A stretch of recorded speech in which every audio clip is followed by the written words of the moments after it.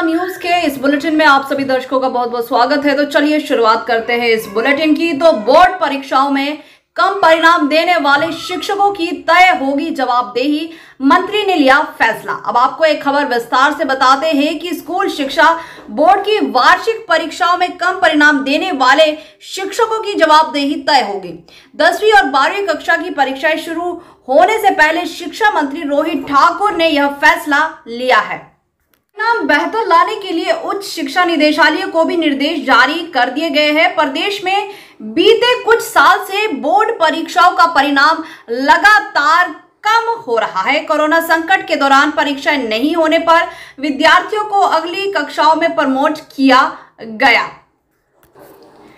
इस कारण बीते वर्ष बोर्ड परीक्षाओं का परिणाम अपेक्षाकृत कम रहा और अब इस वर्ष परीक्षाएं शुरू होने से पहले ही शिक्षा निदेशालयों के शिक्षकों की जवाबदेही तय करने को कह दिया है।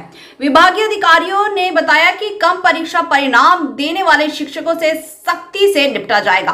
फिलहाल अभी किसी कार्रवाई के प्रति चेताया नहीं गया है, लेकिन परीक्षा परिणामों में सुधार नहीं आया तो शिक्षकों की वार्षिक इंक्रीमेंट रोकने जैसे सख्त फैसले हो सकते हैं। मार्च से पहले बैच वाइज पदोन्नति से भरे जाएंगे पद और शिक्षा विभाग में 31 मार्च से पहले शिक्षकों के जो बैच वाइज और पदोन्नति पर पद भरे जाएंगे। शिक्षा मंत्री के आदेशों पर उच्च शिक्षा निदेशालय ने इस बाबत कार्यवाही शुरू कर दी है। इन दोनों आधार पर भरे जाने वाले सभी पदों का आंकड़ा निदेशालय से ने जुटाना शुरू कर दिया है और कॉलेजों में प्रिंसिपलों के रिक्त पद भी इस प्रक्रिया में भरे जाएंगे।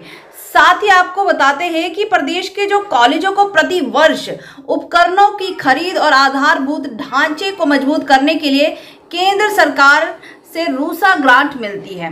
बीते कुछ माह से यह ग्रांट मिलना बंद हो गई है और कॉलेजों की ओर से बीते कामों को पूरा करने के बाद यूटिलाइजेशन सर्टिफिकेट नहीं देने से यह समस्या खड़ी हुई है। शिक्षा मंत्री रोहित ठाकुर ने कॉलेज प्रिंसिपलों को यह सर्टिफिकेट जल्द जमा करवाने के निर्देश दिए हैं। तो यह सख्त कार्यवाही होगी।